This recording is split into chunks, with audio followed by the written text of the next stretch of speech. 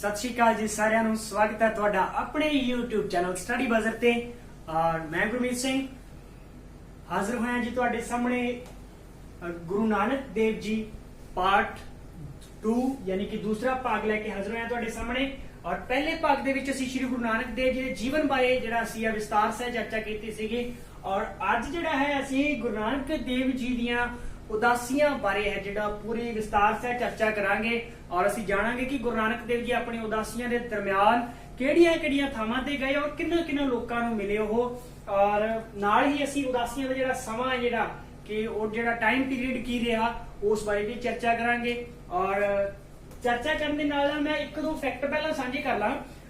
ਅਸਲ ਦੇ ਵਿੱਚ ਕੀ ਹੈ ਕਿ ਗੁਰੂ ਨਾਨਕ ਦੇਵ ਜੀ ਦੀਆਂ ਉਦਾਸੀਆਂ ਬਾਰੇ ਇੱਕ ਦੁਚਿੱਤੀ ਰਹਿੰਦੀ ਹੈ, ਇੱਕ ਡਾਇਲੇਮਾ ਰਹਿੰਦਾ ਹੈ ਕਿ ਉਹਨਾਂ ਦੀਆਂ ਉਦਾਸੀਆਂ 3 ਨੇ 4 ਨੇ ਜਾਂ 5 ਨੇ। ਪਹਿਲੇ ਵੀ ਡਿਸਕਸ ਕਰ ਚੁੱਕੇ ਹਾਂ ਉਦਾਸੀਆਂ ਬਾਰੇ। ਅੱਜ ਫਿਰ ਆਪਾਂ ਥੋੜੀ ਜੀ ਨਜ਼ਰ ਚਲੋ ਇਸ ਤੇ ਮਾਰ ਹੀ ਲੈਨੇ ਆ। ਪਹਿਲਾ ਹੈ 3 ਉਦਾਸੀਆਂ, दूसरा है 4 ਉਦਾਸੀਆਂ और तीसरा है 5 ਉਦਾਸੀਆਂ। ठीक है, बहुत सारी किताबों ਦੇ ਵਿੱਚ ਜਿਹੜੀਆਂ 3 ਲਿਖੀਆਂ ਹੋਈਆਂ ਪੰਜਾਬ ਬੋਰਡ ਦੀਆਂ ਬੁੱਕਸ ਉਹਦੇ ਵਿੱਚ 3 ਉਦਾਸੀਆਂ ਦਿੱਤੀਆਂ ਔਰ ਕਈਆਂ ਦੇ ਵਿੱਚ 4 ਦਿੱਤੀਆਂ ਔਰ ਕਈ ਥਾਵਾਂ ਤੇ 5 ਵੀ ਜਿਹੜਾ ਹੈ ਲਿਖਿਆ ਹੋਇਆ ਹੈ। ਅਸਲ ਦੇ ਵਿੱਚ ਜਿਹੜੀਆਂ 3 ਉਦਾਸੀਆਂ ਅਸੀਂ ਗੱਲ ਕੀਤੀ ਸੀ ਕਿ ਜਨਮ ਤਿਥ ਬਾਰੇ, ਗੁਰੂ ਨਾਨਕ ਦੇਵ ਜੀ ਦੀ ਜਨਮ ਤਿਥ ਬਾਰੇ ਵੀ ਅਸੀਂ ਗੱਲ ਕੀਤੀ ਸੀ। ਉੱਥੇ ਭਾਈ ਮਿਹਰਬਾਨ ਜੀ ਦਾ ਜ਼ਿਕਰ ਕੀਤਾ ਸੀ ਮੈਂ, ਮਿਹਰਬਾਨ ਜੀ ਦੀ ਸਾਖੀ, ਮਿਹਰਬਾਨ ਜੀ ਦੀ ਸਾਖੀ। ठीक है जी, तो भाई मेहरबान जी की साखी के अनुसार जिहड़ा है इन्हां दे अकॉर्डिंग भाई मेहरबान जी के अकॉर्डिंग जिहड़ियां है 3 उदासियां गुरु नानक देव जी ने कीतियां। 4 उदासियां जिहड़ियां इहदे बारे बहुत सारे विद्वानां ने मत दित्ते और 5 उदासियां किहड़े बनदे है जिहड़े 5 उदासियां ਉਹ कई विद्वानां दा ਮੰਨਣਾ है कि गुरु नानक देव जी ने 4 ਤਾਂ ਉਦਾਸੀਆਂ ਜਿਹੜੀਆਂ ਕਰਤਾਰਪੁਰ ਸਾਹਿਬ ਨਿਵਾਸ ਕਰਨ ਤੋਂ ਪਹਿਲਾਂ ਕੀਤੀਆਂ। ठीक है, 5ਵੀਂ ਉਦਾਸੀ ਜਿਹੜੀ ਕਿਹਨੂੰ ਕਾਊਂਟ ਕਰਦੇ ਆ? ਗੁਰੂ ਨਾਨਕ ਦੇਵ ਜੀ ਕਰਤਾਰਪੁਰ ਵਸਣ ਤੋਂ ਬਾਅਦ ਜਿਹੜਾ ਹੈ ਪ੍ਰਚਾਰ ਕਰਨ ਲਈ ਪੰਜਾਬ ਦੇ ਜਿਹੜੇ ਉਹਨਾਂ ਦੇ ਕਰਤਾਰਪੁਰ ਸਾਹਿਬ ਦੇ ਨੇੜੇ ਤੇੜੇ ਜਿਹੜੇ ਇਲਾਕੇ ਸੀ ਪੰਜਾਬ ਦੇ, ਉੱਥੇ ਵੀ ਉਹਨਾਂ ਨੇ ਯਾਤਰਾ ਕੀਤੀ ਤਾਂ ਉਸ ਯਾਤਰਾ ਨੂੰ ਕੀ ਕੀਤਾ? 5ਵੀਂ ਉਦਾਸੀ ਦੇ ਵਿੱਚ ਉਹਨਾਂ ਨੇ ਕਾਊਂਟ ਕੀਤਾ। ਠੀਕ ਹੈ, ਬਟ ਅਸੀਂ ਜਿਹੜੀਆਂ ਕਰਾਂਗੇ ਜਿਹੜਾ ਸਭ ਤੋਂ ਵੱਧ ਪ੍ਰਮਾਣਿਕ ਮੰਨਿਆ ਜਾਂਦਾ ਹੈ, ਜਿਹੜਾ ਸਭ ਤੋਂ ਵੱਧ ਜਿਹੜਾ ਵਧੀਆ ਮੰਨਿਆ ਜਾਂਦਾ ਹੈ ਔਰ ਇਹ ਨੇ 4। ਠੀਕ ਹੈ, ਗੁਰੂ ਨਾਨਕ ਦੇਵ ਦੀਆਂ 4 ਸਾਖੀਆਂ, ਮਾਫ ਕਰਨਾ 4 ਉਦਾਸੀਆਂ।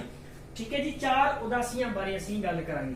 ਸੋ ਮੈਂ ਇੱਕ ਨਕਸ਼ਾ ਜਿਹੜਾ ਹੈ ਉਹ ਡਰਾ ਕਰ ਲੈਣਾ ਤਾਂ ਜੋ ਥੋੜਾ ਜਿਹਾ ਤੁਹਾਨੂੰ ਈਜ਼ੀ ਹੋ ਜਾਏ। ਠੀਕ ਹੈ ਜੀ, ਗੁਰੂ ਨਾਨਕ ਦੇਵ ਜੀ ਦੀਆਂ ਉਦਾਸੀਆਂ ਬਾਰੇ।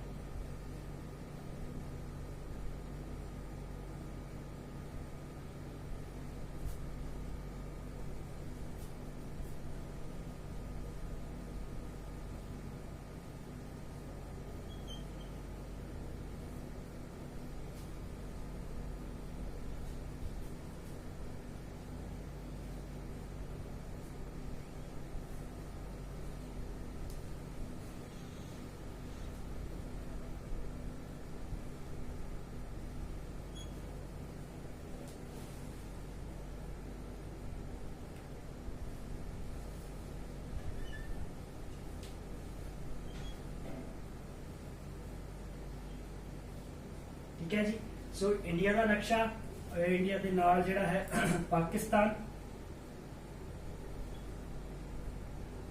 परफेक्ट तो जिहड़ा है नक्शा मैं नहीं जिहड़ा है तैयार कर रहा, बट फिर भी जितना मैनू लगता है कि ठीक है अपने आपां नूं सहायता कर देगा तो वो वाला जिहड़ा है नक्शा मैं तैयार कर लिया। ठीक है जी, अफगानिस्तान, पाकिस्तान, भारत ते एक जिहड़ा है स्थान जिहड़ा बिल्कुल इंडिया दे बिल्कुल नीचले सिर दे विच ओनू आपां श्रीलंका जिहड़ा है वो कहने आ जिहड़ा। ठीक है जी, श्रीलंका असल दे विच जिहड़ा है भारत गुरु नानक देव जी दी जिहड़ी उदासी सी, उदासियां दा समां जिहड़ा ਉਹਦੇ ਵਿੱਚ ਕੀ ਹੈ? ਉਦਾਸੀਆਂ ਦੇ ਸਮੇਂ ਦੇ ਵਿੱਚ ਕਈ ਥਾਵਾਂ ਤੇ ਮੰਨਿਆ ਕਿ ਗੁਰੂ ਨਾਨਕ ਦੇਵ ਜੀ ਨੇ ਆਪਣਾ ਜਿਹੜਾ ਹੈ ਉਦਾਸੀਆਂ ਦਾ ਸਫ਼ਰ 1497 ਤੋਂ ਸ਼ੁਰੂ ਕੀਤਾ ਔਰ ਕਈਆਂ ਦਾ ਮੰਨਣਾ ਹੈ ਕਿ 1499 ਦੇ ਵਿੱਚ ਸ਼ੁਰੂ ਕੀਤਾ। 1497 ਵਾਲਾ ਹੈ ਜਿਹੜਾ ਕਿਉਂਕਿ ਅਸੀਂ ਜਿਹੜਾ ਹੈ ਗੁਰੂ ਨਾਨਕ ਦੇਵ ਜੀ ਦਾ ਗਿਆਨ ਪ੍ਰਾਪਤੀ ਜਿਹੜਾ ਪਿਛਲੇ ਵਾਰੀ ਵੀ ਕੀਤਾ ਸੀ ਆਪਾਂ ਪਿਛਲੇ ਸੈਸ਼ਨ ਦੇ ਵਿੱਚ ਕਿ ਗਿਆਨ ਪ੍ਰਾਪਤੀ 1499 ਦੇ ਵਿੱਚ ਹੋਈ, ਇਹਨੂੰ ਵਧੇਰੇ ਪ੍ਰਮਾਣਿਕ ਮੰਨਿਆ ਜਾਂਦਾ ਹੈ। ਠੀਕ ਹੈ, ਤਾਂ ਇਸੇ ਕਰਕੇ ਅਸੀਂ ਕੀ ਕੀਤਾ ਵੀ ਗਿਆਨ ਪ੍ਰਾਪਤੀ ਤੋਂ ਬਾਅਦ ਉਹਨਾਂ ਨੇ ਉਦਾਸੀਆਂ ਸ਼ੁਰੂ ਕੀਤੀਆਂ ਤਾਂ एक कई थावां ते भी लिखा कि उन्होंने 23 साल की उम्र ज्ञान प्राप्ति हुई। ठीक है, तो ज्ञान प्राप्ति का साल 1499, उम्र 30 साल ਤਾਂ ਜੇਕਰ ਅਸੀਂ ਉਹਨਾਂ ਦੀ ਬਰਥ ਡੇਟ ਹੈ ਜਿਹੜੀ 1469, ਇਹਨਾਂ ਦੋਨਾਂ ਨੂੰ ਜੋੜਦੇ ਆ ਤਾਂ ਜਿਹੜਾ ਹੈ ਇਹਦਾ ਜੋੜ ਹੈ ਜਿਹੜਾ ਉਹ 1499 ਆਉਂਦਾ ਹੈ। ਠੀਕ ਹੈ, ਤੇ 1499 ਨੂੰ ਅਸੀਂ ਇਹ ਜਿਹੜਾ ਉਹ ਵੱਧ ਪ੍ਰਮਾਣਿਕ ਮੰਨਦੇ ਆ, ਜ਼ਿਆਦਾ ਜਿਹੜਾ ਹੈ ਉਹਨੂੰ ਵਿਸ਼ਵਾਸਯੋਗ ਮੰਨਿਆ ਜਾਂਦਾ 1499 ਨੂੰ। ਤਾਂ ਗੁਰੂ ਨਾਨਕ ਦੇਵ ਜੀ ਦੀ ਜਿਹੜੀ ਪਹਿਲੀ ਸਾਖੀ ਦਾ ਜਿਹੜਾ ਉਦਾਸੀ ਦਾ ਜਿਹੜਾ ਸਮਾਂ ਹੈ ਉਹ 1499 ਤੋਂ 1509 ਤੱਕ ਦਾ ਜਿਹੜਾ ਸਮਾਂ ਮੰਨਿਆ ਜਾਂਦਾ। ਠੀਕ ਹੈ ਜੀ, ਪਹਿਲੀ ਉਦਾਸੀ ਸਮਾਂ ਜਿਹੜਾ ਹੈ 1499 ਤੋਂ 1509। ਠੀਕ ਹੈ ਜੀ, ਔਰ ਉਦਾਸੀ ਜਿਹੜੀ ਕਿਹੜੇ ਪਾਸੇ ਵੱਲ ਸੀ? ਇਹ ਜਿਹੜੀ ਉਦਾਸੀ ਹੈ ਜੀ ਪੂਰਬ ਵੱਲ ਦੀ। ਠੀਕ ਹੈ ਜੀ, ਪੂਰਬ ਦਿਸ਼ਾ ਦੀ ਵੱਲ, ਯਾਨੀ ਕਿ ਈਸਟ ਵੱਲ। ਠੀਕ ਹੈ, ਈਸਟ ਵੱਲ ਜਿਹੜੀ ਹੈ ਇਹਨਾਂ ਦੀ ਪਹਿਲੀ ਉਦਾਸੀ ਹੈ ਜਿਹੜੀ ਉਹ ਇਸ ਦਿਸ਼ਾ ਦੇ ਵੱਲ ਗਏ ਗੁਰੂ ਨਾਨਕ ਦੇਵ ਜੀ ਪਹਿਲੀ ਉਦਾਸੀ ਦੇ ਵਿੱਚ। ਠੀਕ ਹੈ ਜੀ, ਕਿਹੜੀ ਉਦਾਸੀ ਸੀ? ਪੂਰਬ ਦੀ, ਈਸਟ। ਔਰ ਇਹ ਜਿਹੜੀ ਇਹਦਾ ਜਿਹੜਾ ਸਮਾਂ ਹੈ 1499 ਤੋਂ 1509, ਯਾਨੀ ਕਿ ਲਗਭਗ 10 ਸਾਲ ਦਾ ਸਮਾਂ ਜਿਹੜਾ ਹੈ ਪਹਿਲੀ ਉਦਾਸੀ ਦੇ ਵਿੱਚ ਇਹਨਾਂ ਨੇ ਬਤੀਤ ਕੀਤਾ। ਦੂਸਰੀ ਜਿਹੜੀ ਉਦਾਸੀ ਹੈ ਸ਼੍ਰੀ ਗੁਰੂ ਨਾਨਕ ਦੇਵ ਜੀ ਦੀ, ਉਹਦਾ ਜਿਹੜਾ ਸਮਾਂ ਹੈ 1510 ਦੇ ਵਿੱਚ ਉਹਨਾਂ ਨੇ ਸ਼ੁਰੂ ਕੀਤੀ ਔਰ 1510 ਤੋਂ 1515 ਤੱਕ ਜਾਰੀ ਰਹੀ। ਔਰ ਇਹ ਉਦਾਸੀ ਸੀ ਜਿਹੜੀ ਕਿਹੜੀ ਉਦਾਸੀ ਮੰਨੀ ਜਾਂਦੀ ਹੈ? ਦੱਖਣ ਵੱਲ ਦੀ ਉਦਾਸੀ। ਔਰ ਦੱਖਣ ਵੱਲ ਦੀ ਉਦਾਸੀ ਹੈ ਜਿਹੜੀ ਉਹ ਸ਼੍ਰੀਲੰਕਾ ਤੱਕ ਜਿਹੜੇ ਸੀ ਉਹ ਜਾ ਕੇ ਵਾਪਸ ਆਏ ਗੁਰੂ ਜੀ। ਔਰ ਇਹ ਕਿਹੜੀ ਉਦਾਸੀ ਹੈ ਜੀ? ਦੱਖਣ, ਜਿਹਨੂੰ ਅਸੀਂ ਕਿਹੜੀ ਦਿਸ਼ਾ ਕਹਿੰਦੇ ਆ ਜੀ? ਸਾਊਥ। ਠੀਕ ਹੈ ਜੀ, ਦੱਖਣ ਵੱਲ ਗਏ ਗੁਰੂ ਜੀ, ਦੱਖਣ ਵੱਲ ਗਏ ਸੀਗੇ। ਤਾਂ ਇਹਦਾ ਜਿਹੜਾ ਪਹਿਲੀ ਦਾ ਸਮਾਂ ਸੀਗਾ ਜਿਹੜਾ 1499 ਤੋਂ 1509। ਦੂਸਰੀ ਦਾ ਜਿਹੜਾ ਸਮਾਂ ਸੀ 1510 ਤੋਂ 1515। ਠੀਕ ਹੈ ਜੀ, ਹੁਣ ਜਿਹੜੀ ਤੀਸਰੀ ਉਦਾਸੀ ਹੈ, ਕਈ ਜਿਹੜੇ ਵਿਦਵਾਨ ਹੈ ਉਹ ਤੀਸਰੀ ਉਦਾਸੀ ਨੂੰ ਮੰਨਦੇ ਹੀ ਨਹੀਂ। ਜਿਵੇਂ ਕਿ ਮੈਂ ਭਾਈ ਮਿਹਰਬਾਨ ਜੀ ਦੀ ਗੱਲ ਕੀਤੀ, ਮਿਹਰਬਾਨ ਜੀ ਉਹਨਾਂ ਨੂੰ ਜਿਹੜੀ ਆ ਉਹ ਉਦਾਸੀ ਕਾਊਂਟ ਨਹੀਂ ਕਰਦੇ, ਪਰ ਜਿਹੜੀ ਹੈ ਉਦਾਸੀ ਅਸੀਂ ਮੰਨਾਂਗੇ। ਤਾਂ ਤੀਸਰੀ ਉਦਾਸੀ ਸੀ ਜਿਹੜੀ ਇਹ ਉੱਤਰ ਦਿਸ਼ਾ ਵੱਲ ਦੀ ਜਿਹੜੀ ਸੀ। ਠੀਕ ਹੈ ਜੀ, ਜਿਹੜੀ ਸੀ ਦਿਸ਼ਾ, ਜਿਹੜੀ ਉੱਤਰ ਦਿਸ਼ਾ, ਜਿਹੜੀ ਇਧਰੋਂ ਜਿਹੜੀ ਉੱਤਰ ਦਿਸ਼ਾ ਜਿਹੜੀ ਹੈ ਉੱਤਰ ਦਿਸ਼ਾ। ਠੀਕ ਹੈ ਜੀ, ਉੱਤਰ ਦਿਸ਼ਾ ਦੀ ਜਿਹੜੀ ਸੀਗੀ, ਤੇ ਇਹਦਾ ਸਮਾਂ ਜਿਹੜਾ ਤੀਸਰੀ ਉਦਾਸੀ ਦਾ ਸਮਾਂ ਸੀ ਜਿਹੜਾ 1515 ਚ ਆਰੰਭ ਹੋਈ ਤੇ 1517 ਤੱਕ ਜਾਰੀ ਰਹੀ। ਠੀਕ ਹੈ ਜੀ, ਦਿਸ਼ਾ ਕਿਹੜੀ ਸੀ? ਉੱਤਰ, ਯਾਨੀ ਕਿ ਨਾਰਥ ਸਾਈਡ। ਠੀਕ ਹੈ ਜੀ, ਉੱਤਰ ਦਿਸ਼ਾ ਦੇ ਵੱਲ ਗਏ। ਔਰ ਜਿਹੜੀ ਚੌਥੀ ਉਦਾਸੀ ਜਿਹੜੀ ਮੰਨੀ ਜਾਂਦੀ ਹੈ ਉਸ ਜਿਹੜੀ ਚੌਥੀ ਉਦਾਸੀ ਹੈ, ਚੌਥੀ ਉਦਾਸੀ ਇੱਥੇ ਲਿਖੀ ਹੈ। ਠੀਕ ਹੈ ਜੀ, ਚੌਥੀ ਉਦਾਸੀ ਦਾ ਜਿਹੜਾ ਸਮਾਂ ਹੈ ਉਹ 1517 ਤੋਂ 1521 ਤੱਕ ਦਾ ਸਮਾਂ ਮੰਨਿਆ ਜਾਂਦਾ ਹੈ। 1517 ਤੋਂ 1521। ਔਰ ਦਿਸ਼ਾ ਕਿਹੜੀ ਸੀ ਜੀ? ਦਿਸ਼ਾ ਸੀ ਉੱਤਰ ਪੱਛਮ। ਕਿਹੜੀ ਦਿਸ਼ਾ ਸੀ ਜੀ? ਉੱਤਰ ਪੱਛਮ, यानी कि नॉर्थ वेस्ट। ठीक है जी, इस तरह बिल्कुल टेढ़े ਜਿਹੇ ਗਏ ਸੀ। ठीक है, ਤਾਂ ਜਿਹੜੀ ਸੀ ਉੱਤਰ ਪੱਛਮ ਦੀ ਜਿਹੜੀ ਦਿਸ਼ਾ ਜਿਹੜੀ ਅਸੀਂ ਉਹ ਕਾਊਂਟ ਕੀਤੀ। ਠੀਕ ਹੈ, ਜਿਹੜੀਆਂ ਉੱਤਰ ਪੱਛਮ ਦੀ ਦਿਸ਼ਾ ਵੱਲ ਆਖਰੀ ਉਦਾਸੀ। ਔਰ ਇਸ ਉਦਾਸੀ ਦਾ ਜਿਹੜਾ ਸਮਾਂ ਹੈ ਕਿਹੜੀ ਸੀ ਕਿ ਉੱਤਰ ਪੱਛਮ ਦੀ, ਉੱਤਰ ਪੱਛਮ ਦੀ ਉਦਾਸੀ। ਸਮਾਂ ਕਿਹੜਾ ਹੈ ਇਹਦਾ? 1517 ਤੋਂ 1521। ਠੀਕ ਹੈ ਜੀ, ਇਸ ਸਮੇਂ ਦੇ ਦਰਮਿਆਨ ਨੇ 4 ਉਦਾਸੀਆਂ ਜਿਹੜੀਆਂ ਕੀਤੀਆਂ। ਠੀਕ ਹੈ, ਉਮੀਦ ਕਰਦਾ ਕਿ ਤੁਹਾਨੂੰ ਇਹ ਜਿਹੜੀਆਂ ਉਦਾਸੀਆਂ ਹੈ ਇਹਦੇ ਰਾਹੀਂ ਜਿਹੜਾ ਤੁਹਾਡੀ ਜਿਹੜੀ ਦਿਸ਼ਾ ਹੈ ਉਹ ਸਪਸ਼ਟ ਹੋ ਗਈ ਹੋਏਗੀ।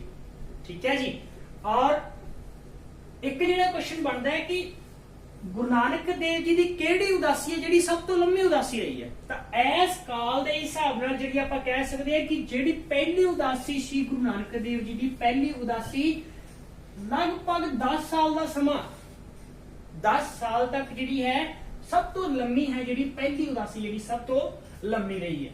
ਠੀਕ ਹੈ ਜੀ, ਫਿਰ ਲਗਭਗ 5 ਸਾਲ, 4 ਸਾਲ ਔਰ 2 ਸਾਲ, ਇਹ ਜਿਹੜੀਆਂ ਉਦਾਸੀਆਂ ਜਿਹੜਾ ਇਹਨਾਂ ਦਾ ਸਮਾਂ ਸਟਾਰਟ ਸੀ। ਹੁਣ ਆਪਾਂ ਜਿਹੜਾ ਹੈ ਥੋੜੀ ਜੀ ਗੱਲ ਕਰ ਲਈਏ ਕਿ ਗੁਰੂ ਨਾਨਕ ਦੇਵ ਜੀ ਕਿੱਥੇ ਕਿੱਥੇ ਗਏ, ਕਿਹੜੀ ਕਿਹੜੀ ਉਦਾਸੀ ਦੇ ਦਰਮਿਆਨ, ਔਰ ਕਿਸ ਨੂੰ ਮਿਲੇ। ਉਹ ਸਾਰੀਆਂ ਚੀਜ਼ਾਂ ਆਪਾਂ ਜਿਹੜੀਆਂ ਬੜੀ ਹੀ ਇੰਟਰਸਟਿੰਗ ਜਿਹੜੀ ਕਹਾਣੀ ਹੈ ਇਹ ਮੈਂ ਕਹਾਣੀ ਹੀ ਕਹੂੰਗਾ ਕਿਉਂਕਿ ਇਤਿਹਾਸ ਹੈ ਜਿਹੜਾ ਕਹਾਣੀ ਦੇ ਵਿੱਚ ਹੀ ਜਿਹੜਾ ਹੈ ਚੱਲਦਾ ਹੈ। ਠੀਕ ਹੈ, ਕਹਾਣੀ ਵਾਲੇ ਮੈਥਡ ਦੇ ਨਾਲ ਆਪਾਂ ਯਾਦ ਰੱਖੀਏ ਤਾਂ ਜਿਹੜਾ ਹੈ ਉਹ ਜ਼ਿਆਦਾ ਵਧੀਆ, ਕਿਉਂਕਿ ਅਸੀਂ ਕਹਾਣੀ ਇੱਕ ਇਹੋ ਜੀ ਸਾਹਿਤ ਵਿਧਾ ਹੈ ਜਿਹਦੇ ਨਾਲ ਅਸੀਂ ਕੀ ਹੈ ਜਿਹਦਾ ਜਿਹੜਾ ਸਾਨੂੰ ਭੁੱਲਦੀਆਂ ਨਹੀਂ, ਚੇਤੇ ਰਹਿੰਦੀਆਂ।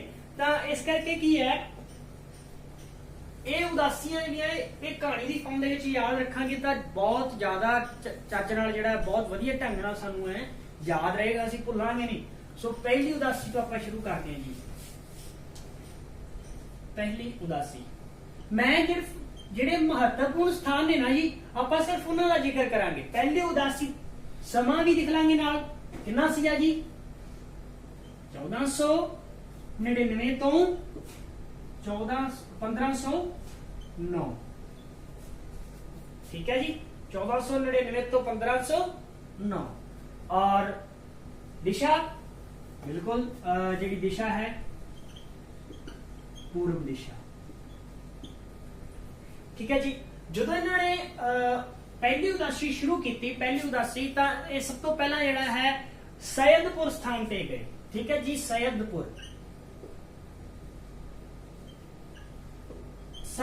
स्थान ਜਿਹੜਾ ਸੈयदपुर ਦੀ ਘਟਨਾ ਜਿਹੜੀ ਉਹ ਮਹੱਤਵਪੂਰਨ ਹੈ। ਕਿਉਂ ਮਹੱਤਵਪੂਰਨ ਹੈ ਉਹ ਮੈਂ ਦੱਸਦਾ, ਇਹਦੇ ਪਿੱਛੇ ਕਹਾਣੀ ਕੀ ਹੈ। ਸੈयदपुर ਨਾਂ ਦੇ ਸਥਾਨ ਤੇ ਉਹ ਦੋ ਵਿਅਕਤੀਆਂ ਨੂੰ ਮਿਲੇ। ਪਹਿਲਾ ਵਿਅਕਤੀ ਸੀ ਆ ਮਲਿਕ ਭਾਗੋ ਔਰ ਦੂਸਰਾ ਵਿਅਕਤੀ ਸੀ ਜਿਹੜਾ ਉਹਨੂੰ ਮਾਫ ਕਰਨਾ, ਪਹਿਲਾ ਵਿਅਕਤੀ ਭਾਈ ਲਾਲੋ ਜੀ ਔਰ ਦੂਸਰਾ ਵਿਅਕਤੀ ਜਿਹੜੇ ਸੀ ਉਹ ਮਲਿਕ ਭਾਗੋ ਜੀ, ਜਿਹਨਾਂ ਨੂੰ ਮਲਿਕ ਭਾਗੋ। ਠੀਕ ਹੈ, ਸੈयदपुर ਦੋ ਵਿਅਕਤੀਆਂ ਨੂੰ ਮਿਲੇ। ਠੀਕ ਹੈ ਜੀ, ਭਾਈ ਲਾਲੋ और भाई लालो नू गुरु नानक देव जी का पहला सिख भी गिणिया जाता है कि गुरु नानक देव जी के पहले सिख किहड़े सीगे, भाई लालो जी गिणे जाते हैं। और सैयदपुर भाई लालो जी नाल मिले और लालो जी इत्थे एक होर व्यक्ति नू मिले जिहदा नाम सी जी मलिक भागो।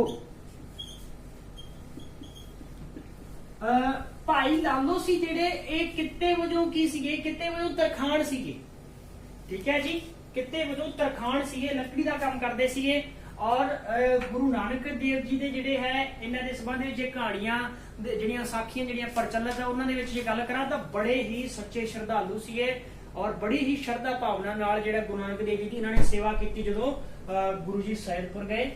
मलिक भागो की सीगा, मलिक भागो एक अमीर व्यक्ति सीगा जिहड़ा की करदा सीगा लोकां दे ਜਿਹੜਾ ਸੀ ਖੂਨ ਪਸੀਨੇ ਦੀ ਕਮਾਈ ਕਰਦਾ ਸੀ, ਯਾਨੀ ਕਿ ਲੋਕਾਂ ਦੇ ਹੱਕ ਜਿਹੜੇ ਉਹ ਖੋ ਲੈਂਦਾ ਸੀ, ਉਹਨਾਂ ਨਾਲ ਜ਼ਬਰਦਸਤੀ ਉਹਨਾਂ ਤੋਂ ਕੰਮ ਕਰਵਾਉਣੇ। ਠੀਕ ਹੈ ਜੀ, ਕੰਮ ਦੇ ਬਦਲੇ ਪੈਸੇ ਨਾ ਦੇਣੇ, ਤਾਂ ਇਹੋ ਜਿਹੇ ਕੰਮ ਕਰਦਾ ਸੀ। ਤਾਂ ਇਹ ਕੀ ਇਸਨੇ ਕੀ ਕੀਤਾ, ਇਹਨੇ ਗੁਰੂ ਨਾਨਕ ਦੇਵ ਜੀ ਨੂੰ ਭੋਜਨ ਕਰਨ ਲਈ ਜਿਹੜਾ ਹੈ ਨਿਮੰਤਰਣ ਦਿੱਤਾ, ਉਹਨਾਂ ਨੂੰ ਸੱਦਾ ਦਿੱਤਾ। ਠੀਕ ਹੈ ਜੀ, ਇਹਨੇ ਬਹੁਤ ਭੋਜ ਕੀਤਾ ਇੱਕ। ਤਾਂ ਗੁਰੂ ਨਾਨਕ ਦੇਵ ਜੀ ਨੇ ਇਹਦੀ ਰੋਟੀ ਖਾਣ ਤੋਂ ਮਨਾ ਕਰ ਦਿੱਤਾ। ਠੀਕ ਹੈ ਜੀ, ਗੁਰੂ ਨਾਨਕ ਦੇਵ ਜੀ ਨੇ ਇਸ ਦੀ ਰੋਟੀ ਖਾਣ ਤੋਂ ਮਨਾ ਕਰ ਦਿੱਤਾ और ਇਹਨੂੰ ਸਪਸ਼ਟ ਸ਼ਬਦਾਂ ਵਿੱਚ ਕਿਹਾ ਕਿ ਤੇਰੀ ਰੋਟੀ ਹੈ ਜਿਹੜੀ ਉਹ ਗਰੀਬਾਂ ਦੇ ਖੂਨ ਪਸੀਨੇ ਤੋਂ ਬਣੀ ਹੋਈ ਹੈ।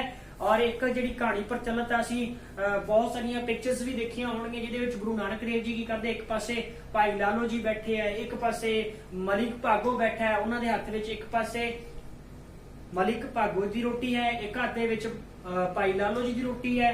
ਔਰ ਉਸ ਰੋਟੀ ਦੇ ਇੱਕ ਰੋਟੀ ਦੇ ਵਿੱਚੋਂ ਦੁੱਧ ਨਿਕਲ ਰਿਹਾ, ਭਾਵ ਕਿ ਹੱਕ ਦੀ ਕਮਾਈ ਜਿਹੜੀ ਭਾਈ ਲਾਲੋ ਜੀ ਦੀ ਕਮਾਈ ਸੀ ਔਰ ਮਲਿਕ ਭਾਗੋ ਦੀ ਜਿਹੜੀ ਕਮਾਈ ਸੀ ਉਹ ਲੋਕਾਂ ਦੇ ਖੂਨ ਪਸੀਨੇ ਦੀ ਸੀ। ਤਾਂ ਉਹਦੇ ਵਿੱਚੋਂ ਜਿਹੜਾ ਹੈ ਖੂਨ ਵਹਿੰਦਾ ਹੋਇਆ ਦਿਖਾਇਆ ਜਾ ਰਿਹਾ। ਤਾਂ ਇੱਕ ਪ੍ਰਤੀਕ ਹੈ ਜਿਹਦੇ ਰਾਹੀਂ ਦੱਸਿਆ, ਪ੍ਰਤੀਕ ਰਾਹੀਂ ਦੱਸਿਆ ਗਿਆ, ਸਮਝਾਇਆ ਗਿਆ ਕਿ ਜਿਹੜੀ ਇਹ ਹੱਕ ਦੀ ਰੋਟੀ ਹੈ ਜਿਹੜੀ ਉਹ ਹਮੇਸ਼ਾ ਜਿਹੜਾ ਉਹ ਦੁੱਧ ਉਹਨੂੰ ਖਾਣ ਦਾ ਜਿਹੜਾ ਉਹ ਦੁੱਧ ਦਾ ਜਿਹੜਾ ਸਵਾਦ ਹੈ ਉਹਦੇ ਵਿੱਚ, ਔਰ ਜਿਹੜਾ ਪਰਾਈ ਰੋਟੀ ਹੈ ਯਾਨੀ ਕਿ ਕਿਸੇ ਦਾ ਹੱਕ ਮਾਰ ਕੇ ਜਿਹੜੀ ਕਮਾਈ ਹੋਈ ਰੋਟੀ ਹੈ ਉਹਦਾ ਮਤਲਬ ਹੈ ਅਸੀਂ ਕਿਸੇ ਦਾ ਖੂਨ ਚੂਸ ਰਹੇ, ਕਿਸੇ ਦਾ ਖੂਨ ਪੀ ਰਹੇ ਹਾਂ।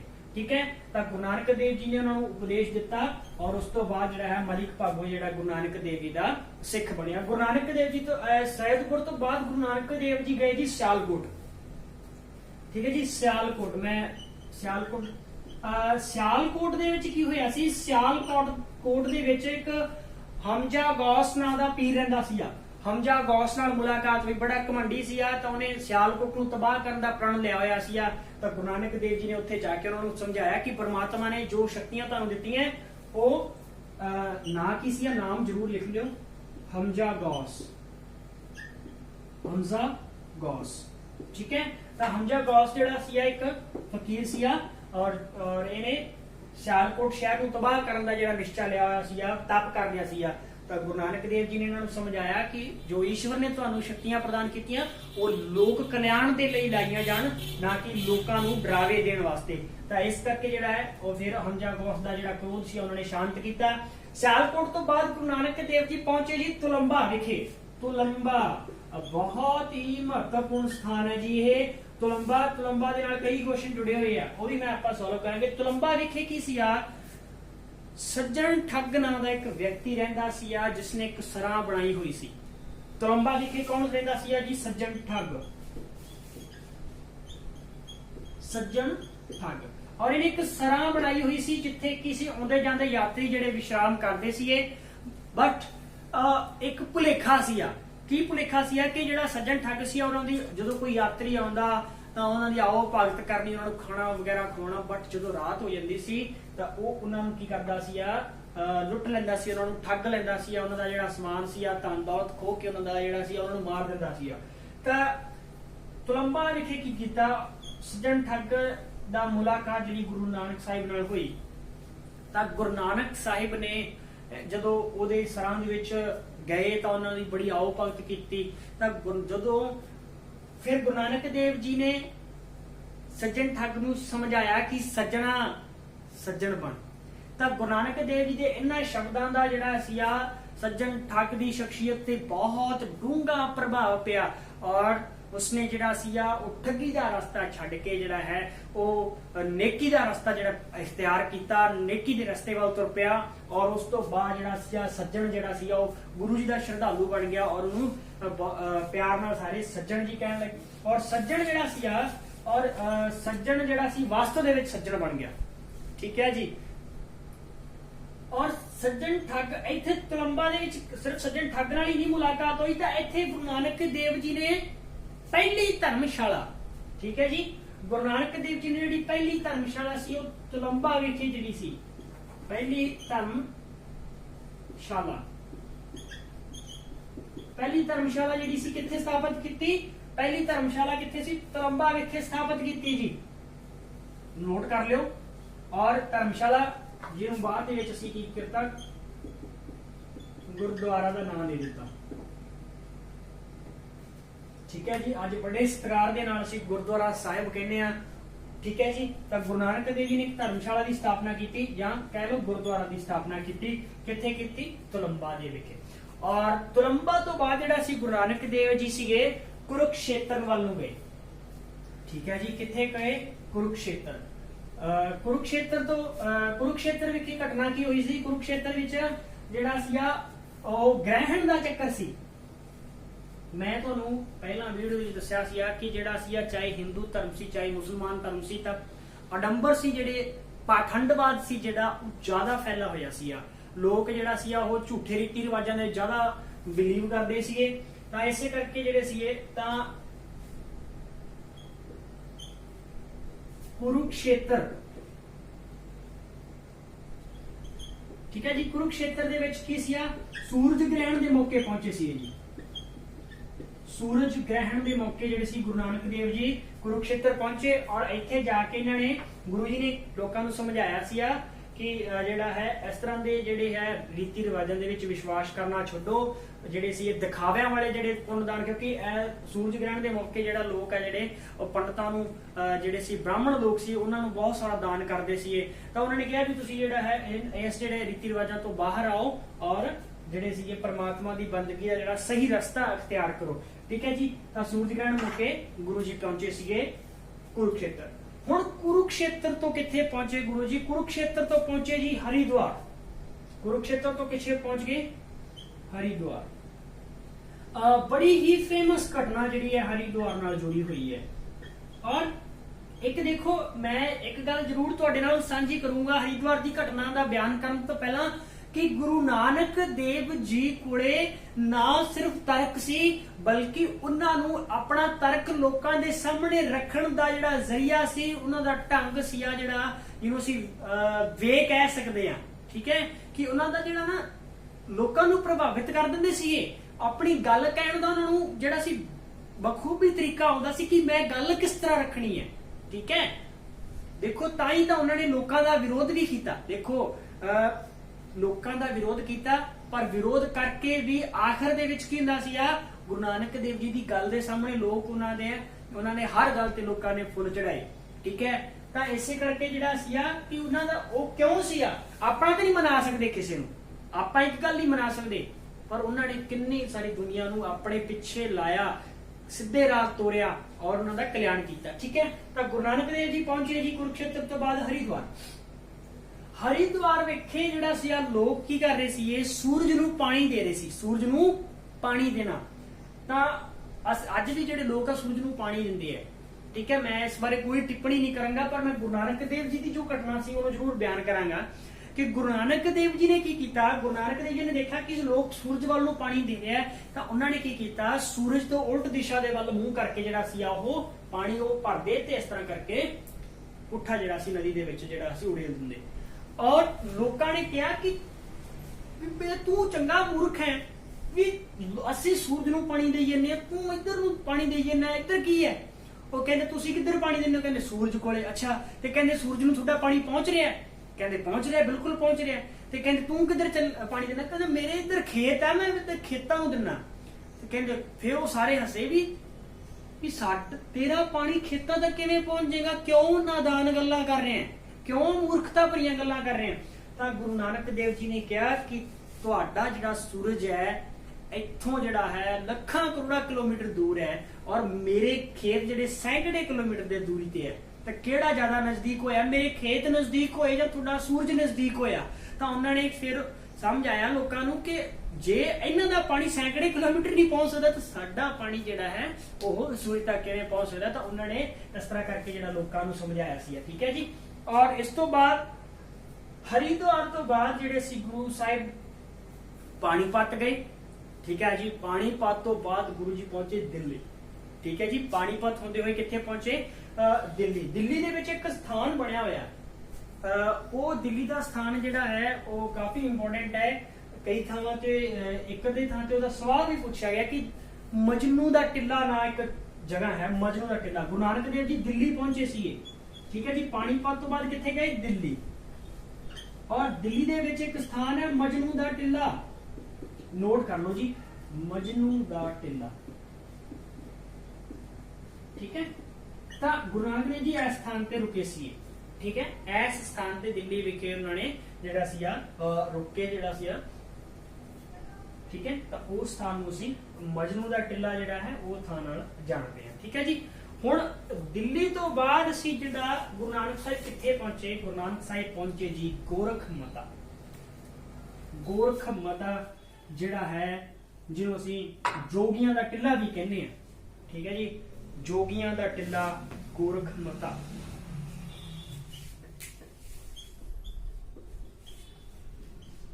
गुरु नानक देव जी कित्थे पहुंचे गोरख मता। गोरख मता सी जिहड़ा सी जोगियां दा निवास स्थान सी जोगी रहिंदे सी। ठीक है जी और इन्हां नूं गुरु नानक देव जी नाल इन्हां ने जिहड़ा सी विचारां दी सांझ पाई। गोरख जिहड़ा सी गोरख माता दे जिहड़े जोगी सी उन्होंने गुरु नानक देव जी नाल विचारां दी सांझ पाई। गुरु नानक देव जी नूं सी जिहड़ा उन्होंने गुरु नानक देव जी नूं जिहड़ा सी कहा कि इस तरह किस तरह हो सकदा है कि जिहड़ा सी वो दुनिया दे विच रह के परमात्मा नूं किवें प्राप्त कीता जा सकदा। तो उन्होंने कहा कि जिहड़ा सी कि असीं जिहड़ा है संसार दे विच रह के ही असीं जिहड़ा है परमात्मा का नाम लै सकते हैं परमात्मा की बंदगी कर सकते हैं। और जो गुरु नानक देव जी ने अपना जिहड़ा जिहड़े विचार साझे कीते तां उन्हां विचारां तो इन्ने प्रभावित होए कि उन्होंने जिहड़ा अपना स्थान सी गोरख मता उन गोरख मता नूं उन्हां दा नाम जिहड़ा सी नानक मता पै गया जी। नानक मता रख लिया उसका नाम नानक मता। ठीक है तो ये नाम भी तुसीं याद रखना है गोरख मता का जिहड़ा नाम बदल के नानक मता रखा गया। क्यों क्योंकि गुरु नानक देव जी ने उत्थे जिहड़ा जोगियां नूं जिहड़ा सी उपदेश दिता सी। ठीक है जी हुण एक होर जिहड़ी है बड़ी ही सुंदर घटना जिहड़ी है कामरूप शहर दी। ठीक है जी ਕਾਮਰੂਪ ਜਿਹੜਾ ਸ਼ਹਿਰ ਹੈ ਉਹਦੇ ਬਾਰੇ ਮੈਂ ਜਿਹੜੀ ਗੱਲ ਕਰਾਂਗਾ। ਠੀਕ ਹੈ, ਕਾਮਰੂਪ ਅਸਲ ਦੇ ਵਿੱਚ ਜਿਹੜਾ ਕਾਮਰੂਪ ਸਥਾਨ ਹੈ ਜਿਹੜਾ ਇਹ ਆਧੁਨਿਕ ਸਮੇਂ ਦਾ ਅਸਾਮ ਹੈ ਜੀ, ਅਸਾਮ। ठीक है, कामरूप की सिया आसाम। और इस कामरूप सी ने जेड़ा जादूगरनियां दा शहर मन्निया जांदा सी यार। इत्थे जेड़ा सी जादू करन वाले जेड़े लोग सी वो रहिंदे सी। तां इन्हां ने की कीता, तां जादूगरनियां दा शहर सी तां इत्थे जादूगरनियां एक जादूगरनी रहिंदी सीगी। ठीक है, जिहदा नाम सी जी नूर शाही।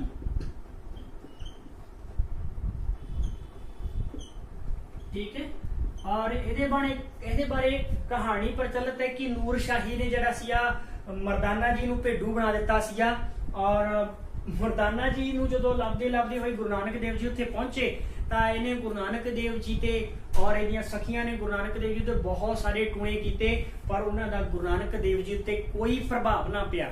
ठीक है, और फिर गुरु नानक देव जी जो वो कह रहे कि उत्थे उहदियां कुछ दासियां सी जिहड़ियां पानी दे घड़े लैके आ रही सी, तां गुरु नानक वो जो घड़े उतारन लगियां तां घड़े जिहड़े उन्हां दे सिर ते ही टिके रह गए, उतरे नहीं। तां फिर उस तो बाद उन्होंने काफ़ी देर बाद गुरु नानक देव जी ने अगे फिर मिन्नत की, उन्होंने बेनती की कि सानू जिहड़ा वो सीधे राह पाओ, साडे तो भुल हो गई। तां गुरु नानक देव जी ने फिर उन्होंने समझाया सिया और उन्होंने उपदेश दिता। और उस तो बाद से जिहड़ा गुरु नानक देव जी दीयां ये श्रद्धालु बन गईयां और अगे तो जिहड़ा वो मानवां नूं जिहड़ा सिया इंसानां नूं जिहड़ा तंग करन तो इन्हां ने जिहड़ा सिया प्रण लिया भी असीं तंग नहीं करांगे। ठीक है जी, तां कामरूप जिहड़ा शहर है, कामरूप विखे किहदे नाल मुलाकात होई? नूर शाही दे नाल। और कि अजकल जिहड़ा है किथे जिहड़ा ये आसाम दे विच जिहड़ा है ये स्थान जिहड़ा है मौजूद है। ठीक है जी, हुण कामरूप तो बाद जिहड़ा स्थान आउंदा साडे कोले वो है जी जगन्नाथपुरी। ठीक है जी, जगन्नाथपुरी।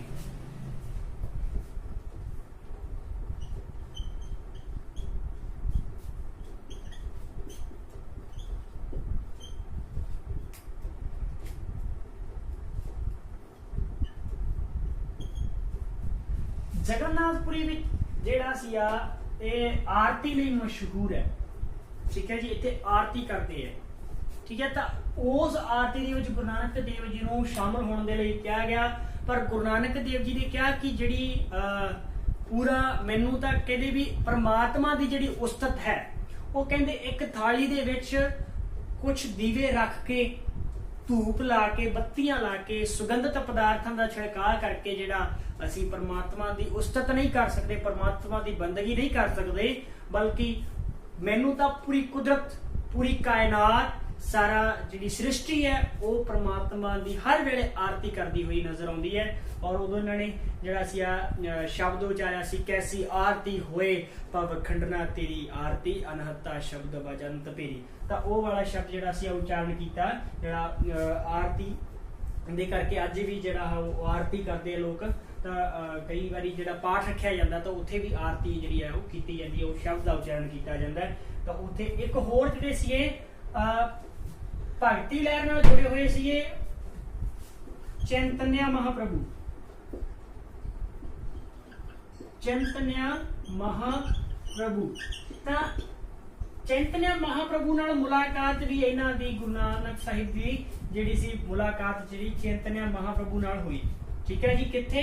जगन्नाथपुरी विखे। जगन्नाथपुरी विखे गुरु नानक देव जी ने एक तो जिहड़ा सी आरती का कंसैप्ट दिता और नाल जिहड़ा सी गुरु नानक देव जी की मुलाकात जिहड़ी सी भगती लहर ते जिहड़े सी चैतन्य महाप्रभु वो भी जिहड़ा सी काफी जिहड़े प्रसिद्ध संत होए है उन्हां दे नाल भी इन्हां दी जिहड़ी सी उत्थे मुलाकात हुई। सो जिहड़े पहली उदासी सी इहदे जिहड़े जिन्ने भी मेन जिहड़े टॉपिक जिहड़े स्थान सीगे, ठीक है, जिन्ने भी मैनूं लग्गिया कि इंपोर्टेंट ने वो सारे आपां डिस्कस कर लए ने।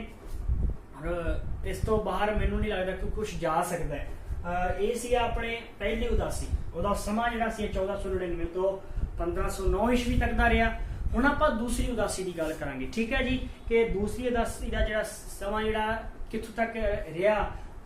असल दे विच जिहड़ी दूसरी उदासी है, दूसरी उदासी दे विच सिर्फ इक्को एक स्थान जिहड़ा वो महत्वपूर्ण है, बाकी जिहड़े स्थान है जिहड़े वो महत्वपूर्ण नहीं है। एग्जाम के पॉइंट ऑफ व्यू तो बिल्कुल भी उन्होंने बारे किते भी जिक्र नहीं आता, किताबों के विच भी ਬਹੁਤਾ ਕੁਝ ਉਹਨਾਂ ਦੇ ਬਾਰੇ ਲਿਖਿਆ ਨਹੀਂ ਮਿਲਦਾ। ਸੋ ਜਿਹੜਾ ਗੁਰੂ ਨਾਨਕ ਦੇਵ ਜੀ ਸੀਗੇ ਦੂਸਰੀ ਉਦਾਸੀ ਦੇ ਵਿੱਚ ਜਿਹੜਾ ਅਸੀਂ ਕਈ ਥਾਵਾਂ ਤੇ ਗਏ, ਰਾਜਸਥਾਨ ਦੇ ਵਿੱਚ ਹੁੰਦੇ ਹੋਏ ਜੈਸਲਮੇਰ ਵੀ ਗਏ, ਪੁਸ਼ਕਰ ਵੀ ਗਏ, ਉਹ ਜਿੱਥੇ ਬ੍ਰਹਮਾ ਜੀ ਦਾ ਸਭ ਤੋਂ ਵੱਡਾ ਮੰਦਿਰ ਜਿਹੜਾ ਵਿਸ਼ਵ ਦੇ ਵਿੱਚ ਇੱਕੋ ਇੱਕ ਮੰਦਿਰ ਮੰਨਿਆ ਜਾਂਦਾ ਹੈ, ਠੀਕ ਹੈ ਜੀ। ਤਾਂ ਪੁਸ਼ਕਰ ਦੇ ਵਿੱਚ ਗਏ, ਪੁਸ਼ਕਰ ਤੋਂ ਫਿਰ ਉਹ ਹੁੰਦੇ ਹੋਏ, ਠੀਕ ਹੈ ਜੀ, ਬਿਦਰ ਗਏ, ਬਿਦਰ ਨਾਂ ਦੇ ਸਥਾਨ ਤੇ, ਠੀਕ ਹੈ। ਪਹਿਲਾਂ ਆਪਾਂ ਲਿਖ ਲਈਏ, ਫਿਰ ਆਪਾਂ ਇਹਦੇ ਬਾਰੇ ਚਰਚਾ ਕਰ ਲਾਂਗੇ। ਜਿਹੜੀ ਦੂਜੀ ਉਦਾਸੀ ਹੈ ਗੁਰੂ ਨਾਨਕ ਦੇਵ ਜੀ, ਠੀਕ ਹੈ ਜੀ। ਸਮਾਂ ਜਿਹੜਾ ਸੀ ਦੂਜੀ ਉਦਾਸੀ ਦਾ 1510 ਤੋਂ 1515, ਜਿਹੜੀ ਇਹਦੀ ਦਿਸ਼ਾ ਸੀ ਉਹ ਸੀ ਦੱਖਣ ਵੱਲ, ਯਾਨੀ ਕਿ ਸਾਊਥ, ਠੀਕ ਹੈ ਜੀ। ਸਾਊਥ ਵੱਲ ਜਿਹੜੀ ਸੀ ਇਹਨਾਂ ਦੀ ਦੂਸਰੀ ਉਦਾਸੀ ਸੀ। ਔਰ ਆਪਾਂ ਬਿਦਰ ਦੀ ਗੱਲ ਕਰ ਰਹੇ ਸੀ, ਠੀਕ ਹੈ ਜੀ। ਪੁਸ਼ਕਰ ਵੀ ਗਏ ਔਰ ਰਾਜਸਥਾਨ ਦੇ ਕਈ ਪ੍ਰਦੇਸ਼ਾਂ ਦੇ ਵਿੱਚ ਵੀ ਉਹਨਾਂ ਨੇ ਜਿਹੜੀ ਸੀ ਉਸ ਸਮੇਂ ਜਿਹੜੀ ਸੀ ਯਾਤਰਾ ਕੀਤੀ। ਔਰ ਬਿਦਰ ਨਾਂ ਦੇ ਸਥਾਨ ਤੇ ਕੀ ਕੀਤਾ, ਉਹ ਇੱਕ ਕੰਨ ਪੱਟੇ ਸਾਧੂ ਹੁੰਦੇ ਆ ਜੀ, ਜਿਹਨਾਂ ਦੇ ਕੰਨ ਜਿਹੜੇ ਸੀ ਪਾਟੇ ਹੋਏ ਕੰਨ ਹੁੰਦੇ, ਤਾਂ ਉਹਨਾਂ ਨੂੰ ਮਿਲੇ ਸੀਗੇ। ਔਰ ਉਹਨਾਂ ਨੂੰ ਇੱਕ ਮੰਨਿਆ ਜਾਂਦਾ ਕਿ ਸਿਰਫ ਇੱਕ ਤਿਲ ਦੀ ਖਿਚੜੀ ਖਵਾਈ ਸੀ ਉਹਨਾਂ ਨੂੰ, ਇੱਕ ਤਿਲ ਦੀ ਬਣੀ ਹੋਈ। ਇਸੇ ਕਰਕੇ ਉੱਥੇ ਬਿਦਰ ਦੇ ਵਿੱਚ, ਬਿਦਰ ਜਾਂ ਬਿਦਰ ਵੀ ਕਈ ਥਾਂ ਤੇ ਲਿਖਿਆ ਹੁੰਦਾ ਬਿਦਰ, ਠੀਕ ਹੈ। ਤਾਂ ਕਿਹਨਾਂ ਨੂੰ ਮਿਲੇ ਸੀ ਜੀ, ਕੰਨ ਪਟੇ ਸਾਧੂਆਂ ਨੂੰ, ਕੰਨ ਪਟੇ ਸਾਧੂਆਂ ਨਾਲ ਇੱਥੇ ਮੁਲਾਕਾਤ ਹੋਈ। ਔਰ ਅੱਜ ਕੱਲ ਜਿਹੜਾ ਹੈ ਬਿਦਰ ਵਿਖੇ ਜਿਹੜਾ ਗੁਰਦੁਆਰਾ ਤਿਲ ਸਾਹਿਬ, ਕਿਉਂਕਿ ਉੱਥੇ ਇੱਕ ਤਿਲ ਦੀ ਖਿਚੜੀ ਖਵਾਈ ਸੀ, ਤਾਂ ਤਿਲ ਸਾਹਿਬ ਗੁਰਦੁਆਰਾ ਜਿਹੜਾ ਇੱਥੇ ਮਸ਼ਹੂਰ ਹੈ। ਔਰ ਬਿਦਰ ਤੋਂ ਬਾਅਦ ਜਿਹੜੀ ਮੈਂ ਗੱਲ ਕਰਾਂਗਾ ਉਹ ਮੈਂ ਕਰਾਂਗਾ ਸ਼੍ਰੀਲੰਕਾ ਦੀ, ਠੀਕ ਹੈ ਜੀ। ਸ਼੍ਰੀਲੰਕਾ ਜਿਹੜੀ ਸੀ, ਸ਼੍ਰੀਲੰਕਾ ਦਾ ਇੱਕ ਰਾਜਾ ਸੀ ਜੀ, ਜਿਹੜਾ ਕਿਤਾਬਾਂ ਦੇ ਵਿੱਚ ਅਸੀਂ ਉਹਨੂੰ ਸ਼ਿਵਨਾਗ ਪੜ੍ਹਦੇ, ਕਈ ਕਿਤਾਬਾਂ ਦੇ ਵਿੱਚ ਇਹਨੂੰ ਸ਼ਿਵਨਾਥ ਵੀ ਲਿਖਿਆ ਹੁੰਦਾ ਹੈ, ਠੀਕ ਹੈ। ਕਈ ਥਾਵਾਂ ਤੇ ਜਿਹੜਾ ਹੈ ਸ਼ਿਵਨਾਥ ਵੀ ਜਿਹੜਾ ਇਹਦਾ ਨਾਮ ਹੈ ਉਹ ਲਿਖਿਆ ਹੁੰਦਾ ਹੈ। ਸ਼੍ਰੀਲੰਕਾ ਵਿਖੇ ਗੁਰੂ ਨਾਨਕ ਸਾਹਿਬ ਜੀ ਨੇ ਸ਼ਿਵਨਾਗ ਜਿਹੜਾ ਰਾਜਾ ਸੀ ਉਹ ਇਹਨਾਂ ਦਾ ਸ਼ਰਧਾਲੂ ਬਣਿਆ, ਠੀਕ ਹੈ ਜੀ। ਔਰ ਜਿਹੜਾ ਸ਼ਿਵਨਾਗ ਹੈ,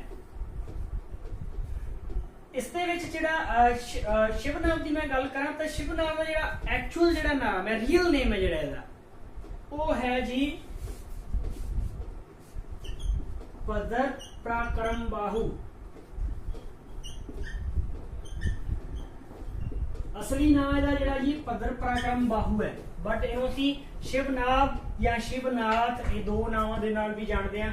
ਵੈਸੇ ਦਾ ਨਾਮ ਬਹੁਤੀਆਂ ਥਾਵਾਂ ਤੇ ਜਿਹੜਾ ਹੈ ਉਹ ਸ਼ਿਵਨਾਗ ਲਿਖਿਆ ਹੋਇਆ, ਬਟ ਇਹਦਾ ਐਕਚੁਅਲ ਨੇਮ ਜਿਹੜਾ ਸੀ ਉਹ ਭਦਰ ਪਰਾਕਰਮ ਬਾਹੂ ਇਹਦਾ ਜਿਹੜਾ ਹੈ ਓਰੀਜਨਲ ਜਿਹੜਾ ਨੇਮ ਹੈ, ਠੀਕ ਹੈ ਜੀ। ਤਾਂ ਦੂਜੀ ਉਦਾਸੀ ਦਾ ਜਿਹੜਾ ਵਿਵਰਣ ਹੈ, ਜਿਹੜਾ ਇੰਨਾ ਕੁ ਵਿਵਰਣ ਹੈ ਜਿਹੜਾ ਉਹ ਆਈ ਥਿੰਕ ਸਫੀਸ਼ੀਐਂਟ ਹੈ, ਠੀਕ ਹੈ ਜੀ।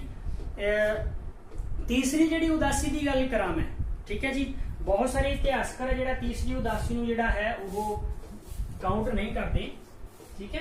ਬਟ ਫਿਰ ਵੀ ਜਿਹੜੀ ਤੀਸਰੀ ਉਦਾਸੀ ਹੈ, ਤੀਸਰੀ ਉਦਾਸੀ ਕਿਉਂਕਿ ਉਹ ਉਹਨਾਂ ਸਥਾਨਾਂ ਵੱਲ ਗਏ, ਇਸੇ ਕਰਕੇ ਤੀਸਰੀ ਉਦਾਸੀ ਜਿਹੜੀ ਹੈ ਉਹਦਾ ਤੀਸਰੀ ਉਦਾਸੀ ਦਾ ਜਿਹੜਾ ਸਮਾਂ ਸਾਰਣੀ ਜਿਹੜੀ ਅਸੀਂ ਮੰਨਦੇ ਹਾਂ, ਉਹ ਜਿਹੜੀ ਸਮਾਂ ਸਾਰਣੀ ਇਹਨਾਂ ਦੀ ਉਹ ਹੈ ਜੀ, ਗੱਲ ਕਰਾਂ ਮੈਂ ਸਮੇਂ ਦੀ ਤਾਂ 1515 ਤੋਂ 1517 ਵਿੱਚ, ਠੀਕ ਹੈ ਜੀ। ਤੀਜੀ ਉਦਾਸੀ, ਠੀਕ ਹੈ ਜੀ। ਤੀਜੀ ਉਦਾਸੀ ਕਦੋਂ ਤੋਂ 1515 ਤੋਂ 1517, ਠੀਕ ਹੈ। ਦਿਸ਼ਾ ਕਿਹੜੀ ਸੀ, ਦਿਸ਼ਾ ਸੀ ਉੱਤਰ ਦਿਸ਼ਾ, ਯਾਨੀ ਕਿ ਪਹਾੜੀ ਏਰੀਏ ਦੀ ਜਿਹੜੀ ਸੀਗੀ, ਇਹਨਾਂ ਨੇ ਜਿਹੜੇ ਪਹਾੜੀ ਏਰੀਏ ਦੀ ਜਿਹੜੀ ਸੀਗੀ ਯਾਨੀ ਕਿ ਉੱਤਰ ਦਿਸ਼ਾ ਵੱਲ ਆਪਣੇ ਜਿਹੜਾ ਹੈ ਦੇਸ਼ ਦੇ ਪਹਾੜ ਮੌਜੂਦ ਨੇ, ਤਾਂ ਉੱਤਰ ਦਿਸ਼ਾ ਯਾਨੀ ਕਿ ਨਾਰਥ ਸਾਈਡ ਜਿਹੜਾ ਸੀ ਉਸ ਦਿਸ਼ਾ ਵੱਲ ਇਹਨਾਂ ਦੀ ਜਿਹੜੀ ਸੀ ਇਹ ਯਾਤਰਾ। ਔਰ ਮੰਨਿਆ ਜਾਂਦਾ ਕਿ ਗੁਰੂ ਜੀ ਇਸ ਸਮੇਂ ਦੌਰਾਨ ਤਿੱਬਤ ਵੀ ਗਏ, ਠੀਕ ਹੈ। ਤਿੱਬਤ ਤੱਕ ਦੀ ਯਾਤਰਾ ਉਹਨਾਂ ਨੇ ਕੀਤੀ। ਔਰ ਤਿੱਬਤ ਦੇ ਵਿੱਚ ਗੁਰੂ ਨਾਨਕ ਦੇਵ ਜੀ ਇੱਕ ਦੇਖੋ ਤਿੱਬਤ ਦੇ ਵਿੱਚ ਜਿਹੜਾ ਸੀ ਇਹਨਾਂ ਦੀ ਯਾਤਰਾ ਜਿਹੜੀ ਮੰਨੀ ਜਾਂਦੀ ਹੈ, ਬਹੁਤੇ ਇਤਿਹਾਸਕਾਰ ਮੰਨਦੇ ਆ ਕਿ ਗਏ, ਕੁਝ ਇਹੋ ਜਿਹੇ ਵੀ ਜਿਹੜੇ ਕਹਿੰਦੇ ਨਹੀਂ ਗਏ। ਜਿਹੜਾ ਗਏ ਆ ਉਹਦੇ ਪਿੱਛੇ ਇੱਕ ਲੌਜੀਕ ਅਸੀਂ ਜਿਹੜਾ ਹੈ ਉਹ ਇਹ ਵੀ ਸਵੀਕਾਰ ਕਰ ਸਕਦੇ ਹਾਂ ਕਿ ਗੁਰੂ ਨਾਨਕ ਦੇਵ ਜੀ ਨੂੰ ਤਿੱਬਤ ਦੇ ਵਿੱਚ ਜਿਹੜਾ ਸੀ ਇੱਕ ਬੜੀ ਸੋਹਣੀ ਉਪਾਧੀ ਦਿੱਤੀ ਜਾਂਦੀ ਹੈ, ठीक है जी। और तिब्बत दे विच इन्हां दा एक नाम प्रचलित है गुरु नानक देव जी का, तिब्बत दे विच एक नाम प्रचलित है जिन्होंने कहते हैं नानक लामा, नानक लामा। ठीक है, तिब्बत का एक जो नेता है जो दलाई लामा, बड़ा मशहूर है वो। तो दलाई लामा के नाम तो तुम आ ना जो याद रखते हो, वो लामा जो शब्द जो सांझ है दोनों नाम के, तो गुरु नानक देव जी को आदर सहित थे नानक लामा नाम जो उन्होंने दिता। और जी ठीक है जी, तो ये जो मेन पॉइंट है तिब्बत अते सुमेर पर्वत,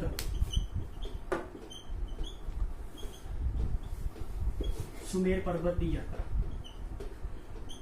एक्चुअली दे विच जिहड़ा है तिब्बत की मैं गल कर ली, जिहड़ा सुमेर पर्वत है, सुमेर पर्वत ते कौन रहंदे सी?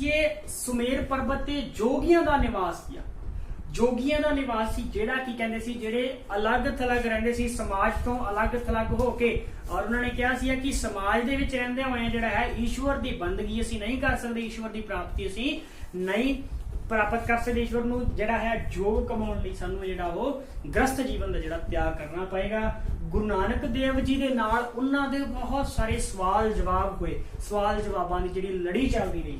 ठीक है, तो उन्हां सवाल जवाबां नूं असीं एक बाणी दे विच भी पढ़दे हां, और उस जिहड़ी उस किताब नूं बड़ी वो मशहूर किताब है, और ਉਹਦਾ नाम है जी सिद्ध गोष्ठ, कि ਜਿਹੜੇ सिद्ध ठीक है सिद्धां दे नाल, सिद्धां दे नाल कीती गई वार्तालाप। ठीक है जी, सिद्धां दे नाल कीती गई वार्तालाप, ਉਹਨੂੰ ਕੀ ਕਹਿੰਦੇ ਆ ਜੀ ਆਪਾਂ? ਉਹਦਾ ਨਾਮ, ਉਸ ਬਾਣੀ ਦਾ ਨਾਮ ਹੈ ਜੀ सिद्ध गोष्ठ।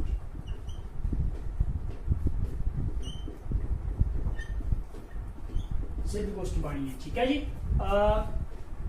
गुरु नानक देव जी ने जो उन्होंने कहा कि जो तुसी कह रहे हो कि ग्रस्त, उन्होंने जो कहा ना कि ग्रस्त जीवन त्याग के ही जिहड़ा है परमात्मा की बंदगी की जा सकती है, तो गुरु नानक देव जी ने उन्होंने कहा कि नहीं, इस तरह नहीं, ग्रस्त जीवन दे विच रह के ही असीं जिहड़ी है परमात्मा की बंदगी कर सकते हैं। उन्होंने कहा कि अंजन माहे निरंजन रही है जो जगत इव पाई है, गल्ली जोग ना हुई। ठीक है, भाव कि गल्लां नाल कहंदे भी सिर्फ गल्लां करन नाल जिहड़ा वो जोग प्राप्त नहीं हुंदा, परमात्मा दे विच लीन हो के गृहस्थी जीवन नूं बतीत करदियां होइयां ही असीं जिहड़ा है परमात्मा तक जिहड़ा है अपनी पहुंच प्राप्त जिहड़ी स्थापित कर सकते हैं, परमात्मा दे नाल जिहड़ा असीं एक मेकू हो सकते हैं। ठीक है जी, तो ये सी जिहड़ी सुमेर पर्वत दी जिहड़ी सिद्धां दे नाल मुलाकात, जिहड़ी आपां जिहदे बारे असीं गल कीती। एक होर स्थान है जी हसन अबदाल। हसन अबदाल भी जिहड़ा है वो बड़ा महत्वपूर्ण स्थान है जी, हसन अबदाल।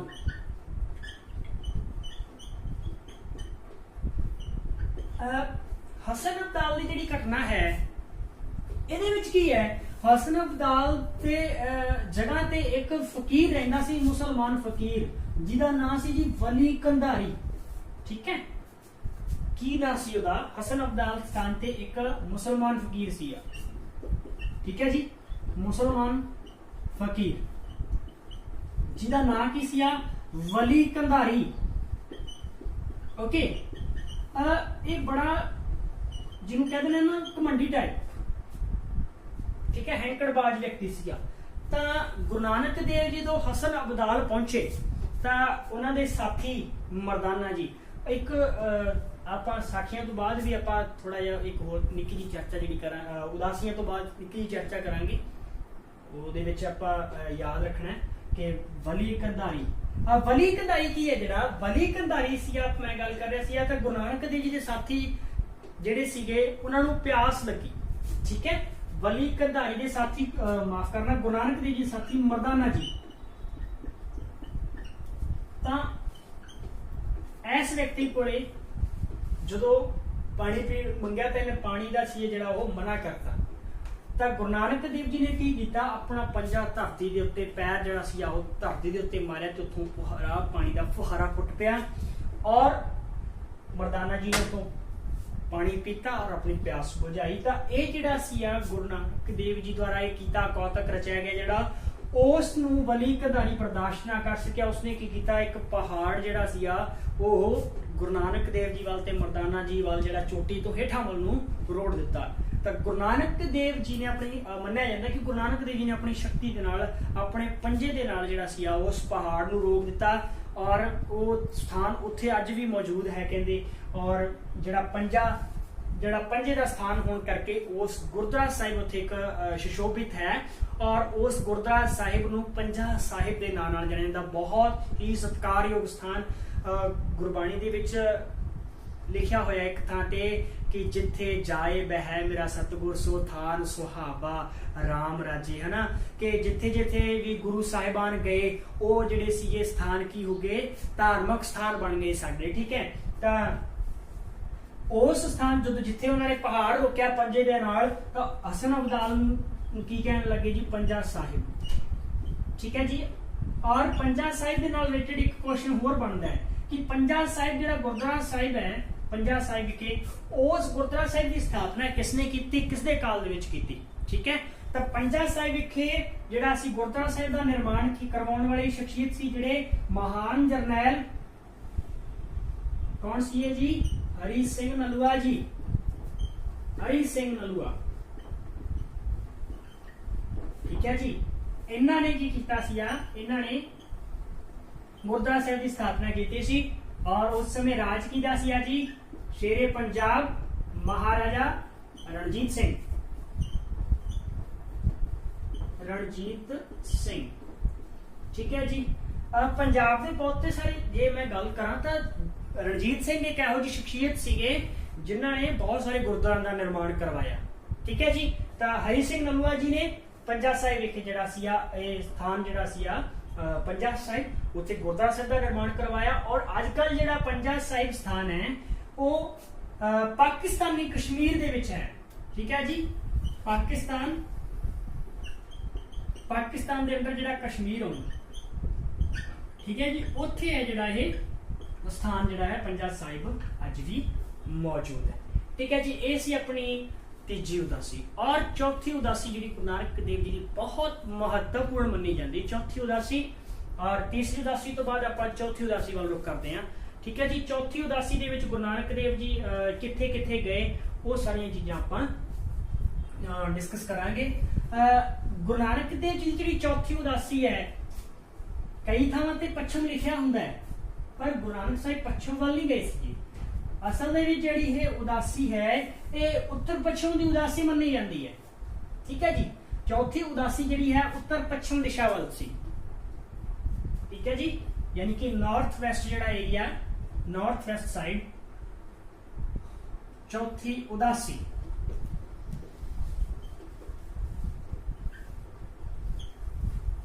ਚੌਥੀ ਉਦਾਸੀ ਜਿਹੜਾ ਸਮਾਂ ਸੀ ਚੌਥੀ ਉਦਾਸੀ ਦਾ 1517 ਤੋਂ 1521, यानी कि करतारपुर साहिब निवास ਕਰਨ तक। ठीक है।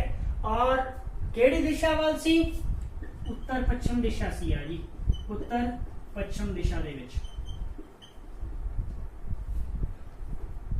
यानी कि north west, north west side.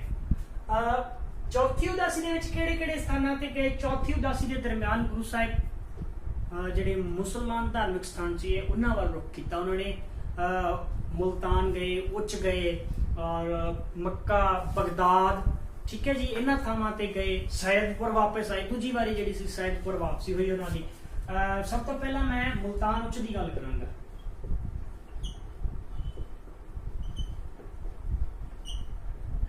ਇੱਥੇ ਜਿਹੜੀ ਇਹਨਾਂ ਦੀ ਮੁਲਾਕਾਤ ਹੋਈ, ਉਹ ਮੁਲਾਕਾਤ ਜਿਹੜੀ ਹੈ ਬੜੀ ਮਹੱਤਵਪੂਰਨ ਮੰਨੀ ਜਾਂਦੀ ਹੈ, ਕਿਉਂਕਿ ਇੱਥੇ ਸ਼੍ਰੀ ਗੁਰੂ ਨਾਨਕ ਦੇਵ ਜੀ ਦੀ ਮੁਲਾਕਾਤ ਸ਼ੇਖ ਬ੍ਰਹਮ ਨਾਲ ਹੋਈ ਜੀ, ਸ਼ੇਖ ਬ੍ਰਹਮ। ਔਰ ਜੇ ਸ਼ੇਖ ਬ੍ਰਹਮ ਜਿਹੜੇ ਸੀਗੇ, ਸ਼ੇਖ ਬ੍ਰਹਮ ਇੱਕ ਸੂਫੀ ਫਕੀਰ, ਠੀਕ ਹੈ ਜੀ, ਸੂਫੀ ਫਕੀਰ ਸੀਗੇ। ਔਰ शकरगंज ਦੇ ਨਾਂ ਨਾਲ ਮਸ਼ਹੂਰ ਜਿਹੜੇ ਆਪਣੇ ਸੂਫੀ ਸੰਤ ਹੋਏ ਆ, ਬਾਬਾ ਫਰੀਦ ਜਿਨ੍ਹਾਂ ਨੂੰ ਅਸੀਂ ਕਹਿੰਦੇ, ਠੀਕ ਹੈ ਜੀ, ਬਾਬਾ ਫਰੀਦ शकरगंज, ਉਹਨਾਂ ਦੀ ਗੱਦੀ ਦੇ ਜਿਹੜੇ ਵਾਰਸ ਸੀਗੇ ਸ਼ੇਖ ਬ੍ਰਹਮ ਜੀ ਉਹਨਾਂ ਦੀ ਗੱਦੀ ਦੇ ਵਾਰਸ ਸੀਗੇ। ਠੀਕ ਹੈ, ਤਾਂ ਇੱਥੇ ਜਾ ਕੇ ਗੁਰੂ ਨਾਨਕ ਦੇਵ ਜੀ ਨੇ ਇਹਨਾਂ ਨਾਲ ਮੁਲਾਕਾਤ ਕੀਤੀ। ਠੀਕ ਹੈ ਜੀ, ਔਰ ਇਹਨਾਂ ਦੇ ਨਾਲ ਮੁਲਾਕਾਤ ਦੇ ਵਿੱਚ ਹੀ ਜਿਹੜਾ ਸੀ ਇਹਨਾਂ ਪਾਸੋਂ ਸ਼ੇਖ ਬ੍ਰਹਮ ਪਾਸੋਂ ਗੁਰੂ ਜੀ ਨੇ ਕਿਹਨਾਂ ਦੀ ਸ਼ੇਖ ਫਰੀਦ ਜੀ ਦੀ ਬਾਣੀ ਸੀ ਜਿਹੜੀ ਇਹਨਾਂ ਕੋਲੋਂ ਜਿਹੜੀ ਪ੍ਰਾਪਤ ਕੀਤੀ ਸੀ। ਬੜੇ ਹੀ ਆਦਰ ਸਤਿਕਾਰ ਦੇ ਨਾਲ ਸੀ ਜਿਹੜੀ ਉਹ ਬਾਣੀ ਇਹਨਾਂ ਨੇ ਦਿੱਤੀ ਗੁਰੂ ਸਾਹਿਬ ਨੂੰ। ਔਰ ਇੱਕ ਗੱਲ ਹੋਰ ਦੱਸਦੇ ਆ, ਜਿਹੜੇ ਸ਼ੇਖ ਫਰੀਦ ਸੀਗੇ, ਬਾਬਾ ਸ਼ੇਖ ਫਰੀਦ ਜੀ, ਇਹਨਾਂ ਨੂੰ ਸ਼੍ਰੀ ਗੁਰੂ ਨਾਨਕ ਦੇਵ ਜੀ ਆਪਣੇ ਫਿਲਾਸਫੀਕਲ ਜਿਹੜੇ ਟੀਚਰ ਮੰਨਦੇ ਸੀ ਇਹਨਾਂ ਨੂੰ। ਠੀਕ ਹੈ ਜੀ, ਔਰ ਇਹ ਗੱਲ ਬੜੀ ਹੀ ਧਿਆਨ ਦੇ ਨਾਲ ਤੁਸੀਂ ਨੋਟ ਕਰ ਲੈਣੀ ਹੈ।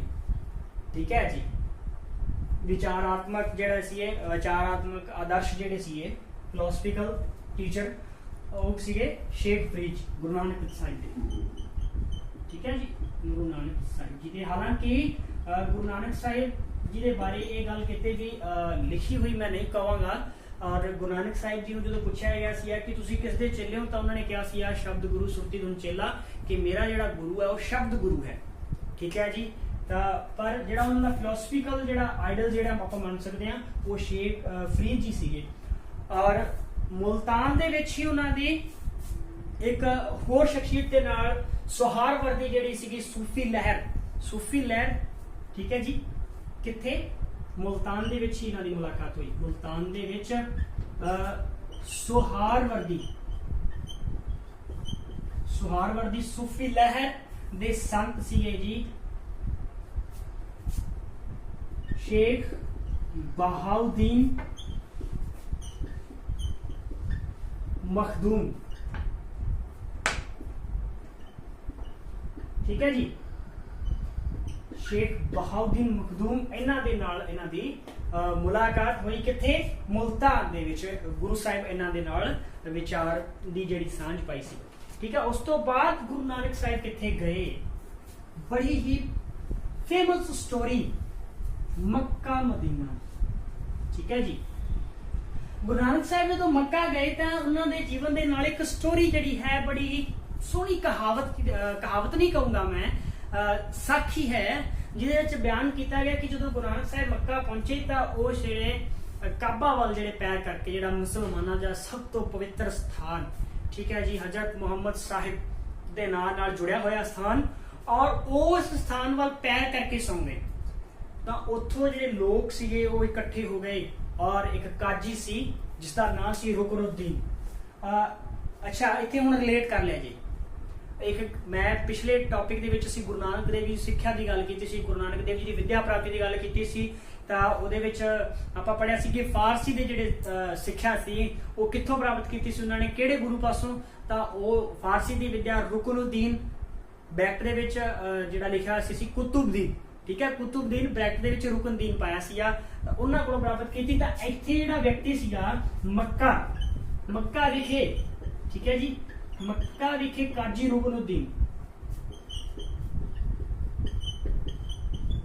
ਕਾਜੀ ਰੁਕਨੁੱਦੀਨ ਜਿਹੜਾ ਸੀਗਾ, ਉਹਨੇ ਗੁਰੂ ਨਾਨਕ ਸਾਹਿਬ ਨੂੰ ਆਖਿਆ ਵੀ ਤੂੰ ਚੰਗਾ ਕਾਫਰ ਹੈ। ਮੁਸਲਮਾਨ ਧਰਮ ਦੇ ਵਿੱਚ ਜਿਹੜਾ ਪਰਮਾਤਮਾ ਤੋਂ ਬੇਮੁਖ ਹੋਵੇ ਉਹਨੂੰ ਕਾਫਰ ਕਹਿ ਕੇ ਬੁਲਾਇਆ ਜਾਂਦਾ। ਤਾਂ ਉਹਨੇ ਕਿਹਾ ਵੀ ਤੂੰ ਕਾਫਰ ਹੈ, ਤੈਨੂੰ ਪਤਾ ਨਹੀਂ, ਤੂੰ ਮੱਕੇ ਵੱਲ ਪੈਰ ਕਰਕੇ ਪਿਆ ਹੋਇਆ, ਤੂੰ ਕਾਬੇ ਵੱਲ ਪੈਰ ਕਰਕੇ ਪਿਆ ਹੋਇਆ। ਤਾਂ ਗੁਰੂ ਨਾਨਕ ਸਾਹਿਬ ਨੇ ਕਿਹਾ ਵੀ ਭਾਈ, ਮੇਰੇ ਜਿਹੜੇ ਤੁਹਾਨੂੰ ਲੱਗਦਾ ਹੈ ਜਿਹੜੇ ਪਾਸੇ ਜਿਹੜਾ ਹੈ ਪੈਰ ਮੇਰੇ, ਜਿੱਧਰਲੇ ਪਾਸੇ ਤੁਹਾਡਾ ਮੱਕਾ ਨਹੀਂ ਸਥਿਤ, ਜਿੱਥੇ ਤੁਹਾਡਾ ਕਾਬਾ ਨਹੀਂ ਹੈ, ਜਿਹੜੇ ਪਾਸੇ ਹਜ਼ਰਤ ਮੁਹੰਮਦ ਸਾਹਿਬ ਦੇ ਕਾਰਨ ਮੌਜੂਦ ਨਹੀਂ ਹੈ, ਉਸ ਪਾਸੇ ਮੇਰੇ ਪੈਰ ਕਰ ਦਿਓ। ਤਾਂ ਗੁਰੂ ਨਾਨਕ ਸਾਹਿਬ ਜੀ ਕਈ ਸਾਖੀਆਂ ਦੇ ਵਿੱਚ ਇਹ ਵੀ ਲਿਖਿਆ ਹੈ ਕਿ ਜਿਹੜੇ ਪਾਸੇ ਘੁਮਾਉਂਦੇ ਸੀ ਤਾਂ ਮੱਕਾ ਜਿਹੜਾ ਸੀ ਉਹ ਘੁੰਮ ਜਾਂਦਾ ਸੀ। ਤਾਂ ਬੇਸ਼ੱਕ ਇਹ ਗੱਲਾਂ ਜਿਹੜੀਆਂ ਹੈ ਅਸੀਂ ਨੂੰ ਪ੍ਰਤੀਬਿੰਬਾਤਮਕ ਜਿਹੜੀ ਸਿੱਖਿਆ ਦੇ ਤੌਰ ਤੇ ਲੈ ਸਕਦੇ ਹਾਂ, ਕਿ ਇਸ ਕਹਾਣੀ ਨੂੰ ਅਸੀਂ ਸਿੱਖਿਆ ਦੇ ਤੌਰ ਤੇ ਲੈ ਸਕਦੇ ਹਾਂ ਕਿ ਗੁਰੂ ਨਾਨਕ ਦੇਵ ਜੀ ਨੇ ਇਸ ਵਾਰਤਾਲਾਪ ਦੇ ਜ਼ਰੀਏ ਇਹ ਦੱਸਣ ਦੀ ਕੋਸ਼ਿਸ਼ ਕੀਤੀ ਸੀ ਕਿ ਪਰਮਾਤਮਾ ਹਰ ਕਣ ਦੇ ਵਿੱਚ ਮੌਜੂਦ ਹੈ, ਹਰ ਦਿਸ਼ਾ ਦੇ ਵਿੱਚ ਮੌਜੂਦ ਹੈ। ਕੋਈ ਅਜਿਹੀ ਦਿਸ਼ਾ ਨਹੀਂ, ਕੋਈ ਅਜਿਹਾ ਕਣ ਨਹੀਂ, ਕੋਈ ਅਜਿਹਾ ਸਥਾਨ ਨਹੀਂ ਜਿੱਥੇ ਪਰਮਾਤਮਾ ਦੀ ਮੌਜੂਦਗੀ ਨਾ ਹੋਵੇ। ਹਰ ਇਨਸਾਨ ਦੇ ਵਿੱਚ, ਇਸ ਕਾਇਨਾਤ ਦੇ ਜ਼ਰਰੇ ਦੇ ਵਿੱਚ, ਕਣ ਦੇ ਵਿੱਚ ਉਸ ਪਰਮਾਤਮਾ ਦੀ ਮੌਜੂਦਗੀ ਹੈ। ਐਸੇ ਕਰਕੇ ਉਸ ਨੂੰ ਸਰਵ ਵਿਆਪਕ ਪਰਮਾਤਮਾ ਕਹਿੰਦੇ ਆ। ਤਾਂ ਕਾਜੀ ਰੁਕਨੁੱਦੀਨ ਜਿਹੜੀ ਸੀ, ਉੱਥੇ ਕਾਜੀ ਰੁਕਨੁੱਦੀਨ ਨਾਲ ਉਹਨਾਂ ਦੀ ਮੁਲਾਕਾਤ ਹੋਈ। ਔਰ ਮੱਕਾ ਤੋਂ ਬਾਅਦ ਗੁਰੂ ਸਾਹਿਬ ਬਗਦਾਦ ਪਹੁੰਚੇ। बगदाद विखे। ਜਦੋਂ बगदाद पहुंचे ਤਾਂ ਇੱਥੇ ਇਹਨਾਂ ਦੀ ਜਿਹੜੀ ਮੁਲਾਕਾਤ ਹੋਈ शेख बहलोल ਨਾਂ ਦੇ फकीर ਨਾਲ ਹੋਈ। शेख बहलोल याद रखना जी, शेख बहलोल अजिहा मन्निया जाता है कि शेख बहलोल नाल जदों मुलाकात हुई तां उन्होंने गुरु नानक जी के जो विचार सुने तो इन्ने प्रभावित हुए कि उत्थे बगदाद दे विच गुरु साहिब दे नाम ते उसने एक भवन बनवाया सीगा, जिहदे विच अज जिहड़ा है फारसी दे विच लिखिया होया है, जिस तो प्रमाण मिलता है कि गुरु साहिब बगदाद विखे गए। उत्थे लिखिया सीगा कि जदों गुरु नानक साहिब वापस आ गए, वापस आपदे देश परते, तो ਉਹਦੇ ਵਿੱਚ ਲਿਖਿਆ ਕਿ ਉਸ ਹਿੰਦੂ ਫਕੀਰ ਦੀ ਯਾਦ ਵਿੱਚ ਬਹੁਤ ਸਾਰੇ ਜਿਹੜੇ ਲੋਕ ਆ ਉਹ ਉਹਨਾਂ ਨੂੰ ਯਾਦ ਕਰਦੇ ਸੀ, ਹਮੇਸ਼ਾ ਉਹਨਾਂ ਨੂੰ ਮਿਲਣ ਲਈ ਜਿਹੜਾ ਸੀ ਉਹ ਤੜਪਦੇ ਰਹਿੰਦੇ ਸੀ। ਬਗਦਾਦ ਯਾਨੀ ਕਿ ਸ਼ੇਖ ਬਗਦਾਦ ਦੇ ਵਿੱਚ ਕਿਹਨਾਂ ਨਾਲ ਮੁਲਾਕਾਤ ਹੋਈ? ਸ਼ੇਖ ਬਹਿਲੋਲ ਨਾਲ ਜੀ ਉਹਨਾਂ ਦੀ ਮੁਲਾਕਾਤ ਹੋਈ। और इस तो बाद टॉपिक की समाप्ति करने वाला बिल्कुल अग्रसर है और लास्ट दे विच है सैयदपुर। ठीक है जी, सैयदपुर ही इन्होंने सैयदपुर तो ही अपनी यात्रावां शुरू कीतियां सीगियां और सैयदपुर ते जाके इन्होंने चौथी उदासी है जिहड़ी खत्म हुई।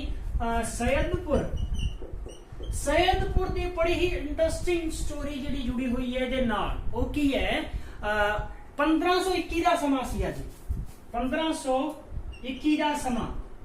एंड 1521 का जेकर तुहानूं याद होवे तां इस समय बाबर ने जिहड़ा सीगा हमला किया होया सीगा 1521 दे विच, और बाबर जदों हमला करने लई आया, ठीक है, असल में जिहड़ा बाबर दा हमला जिहड़ा वो 1520 या 21 मन्निया जाता है। ठीक है, 1520 तां जदों बाबर ने हमला किया तां उस हमले दे विच श्री गुरु नानक देव जी ते उन्होंने साथी मर्दाना दोनों नूं बंधक बना लिया गया सी। ठीक है जी, तो गुरु नानक देव जी ने इत्थे जिहड़ा सीगा बाणी दे विच जिहड़ा है वो लिखदे है इस हमले दा जिक्र जिहड़ा गुरबाणी दे विच भी उस जिक्र जिहड़ा कीता गया है और उहदे विच लिखिया गया है। गुरु नानक साहिब ने लिखिया पाप की जंज लै काबलों धाया जोरी मंगै दान वे ला लो। भाव की बाबर दी जिहड़ी फौज सी, ठीक है जी, बाबर दी फौज नूं गुरु साहिब ने की किया? बाबर दी फौज नूं गुरु साहिब ने पापां दी जंज किया, पापां दी जंज। ठीक है जी, गुरु नानक साहिब ने पापां दी जंज कह के संबोधित किया उन्होंने कि पाप की जंज लै काबलों धाया जोरी मंगै दान वे ला लो, कि जबरदस्ती एक दान मंग रहा, पापां दी जंज लैके आया, जबरदस्ती दान मंग रहा। की दान मंग रहा है? पाप की जंज लै काबलों धाया जोरी मंगै दान वे ला लो।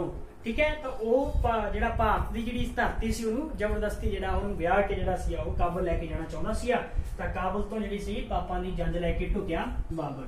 तां इह तां सीगियां जी गुरु नानक साहिब जी दीयां 4 उदासियां जिहदे बारे असीं चर्चा कीती। और पंजवीं उदासी बारे जिहड़ा जिक्र आउंदा है उहदे विच मैं पहलां भी डिस्कस कर लिया कि गुरु नानक साहिब जदों 1521 दे विच करतारपुर साहिब विखे निवास जदों उन्होंने कर लिया तां उदों जिहड़ा सीगा उस तो बाद वो पंजाब के जिहड़े नेड़े तेड़े एरिए दे विच सीगा उन्होंने घूम के जिहड़ा प्रचार किया ते उहनूं पंजवीं उदासी भी जिहड़ा सीगा कई इतिहासकारां ने जिहड़ा मन्निया। ठीक है जी, तां इह तां सीगीआं 4 उदासियां। हुण आपां जिहड़ा सीगा करतारपुर साहिब की गल कर लेंगे। ठीक है जी, वापस आप करतारपुर साहिब की गल करेंगे। बेशक आप पिछले वीडियो सैशन के करतारपुर साहिब की गल कर चुके हैं, पर इत्थे थोड़ा जिहा समाप्ति करनी जिहड़ी है वो करतारपुर साहिब के नाल ही असीं करांगे। 2-3 गल्लां मैं होर लिखवाऊंगा। करतारपुर साहिब,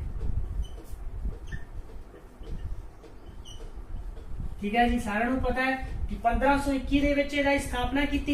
ठीक है जी, करोड़ीमल खत्री ने गुरु साहिब ਨੂੰ भूमि दान की और उस भूमि ते गुरु साहिब ने करतारपुर साहिब यानी कि ईश्वर का घर कहा जाने वाला जो दूसरा नाम है उत्थे इस नगर की स्थापना की रावी नदी के कंढे। और अपने जीवन में चौथी उदासी करने तो बाद 1521 तो 1539 तक का समा सी जिहड़ा गुरु साहिब ने इत्थे बतीत किया। ठीक है जी, 1539 के जो अपना अंतिम समा सीगा तां 15 इन्होंने अपना उत्तराधिकारी स्थापित किया। उत्तराधिकारी किन्हां नूं बनाया जी इन्हां ने? भाई लहणा जी नूं, ठीक है जी, भाई लहणा जी। और की नाम देके इन्होंने सुशोभित किया? गुरु अंगद देव जी, गुरु अंगद देव जी। अंगद का मतलब ये भी दसिया सी मैं कि अंगद का मतलब शरीर का अंग, ठीक है जी, शरीर का अंग। ताकि गुरु साहिब ने उन्होंने इन्ना प्यार दिता, गुरु नानक साहिब जी ने इन्ने उन्होंने तो जी सेवा भावना तो प्रभावित होए कि गुरु नानक साहिब ने उन्होंने कहा कि तू मेरा ही एक अंश है, मेरा ही अंग है, अज तो तू मेरा उत्तराधिकारी होएगा। उत्तराधिकारी थापण तो एक होर जिहड़ा क्वेश्चन बनता है गुरगद्दी का प्रचलन, गुरगद्दी, ठीक है। तो गुरगद्दी जी परंपरा सी, गुरगद्दी की परंपरा सी जी वो किन्होंने शुरू की? गुरु नानक साहिब ने, ठीक है जी, गुरु नानक साहिब जी। तो इन्होंने गुरगद्दी जी सी गुरगद्दी की शुरुआत की, गुरगद्दी का प्रचलन शुरू किया।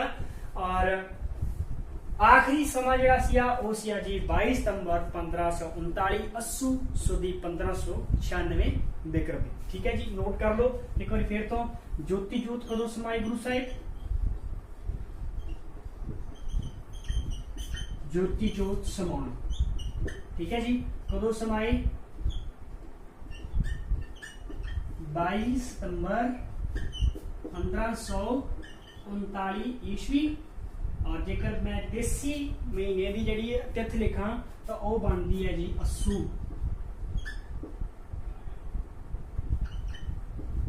अस्सू सुदी 10 संमत 1596, ठीक है जी। तो ये गुरु नानक देव जी बारे पूरी विस्तार से चर्चा कर ली असीं, 2 भागों में पूरा चैप्टर असीं पढ़िया। उम्मीद करदा तुहानूं सारिआं नूं पसंद आई होगी मेरे द्वारा जो जानकारी तुहाडे नाल शेयर की गई। और इसे ही उम्मीद के नाल कि इस तरह तुसीं प्यार सत्कार दिंदे रहोगे। अगली वीडियो दे विच फिर तो हाज़र होवांगे एक नवा टॉपिक लैके। तद तक दे लई सारिआं नूं सत श्री अकाल, खुश रहो जी, धन्नवाद।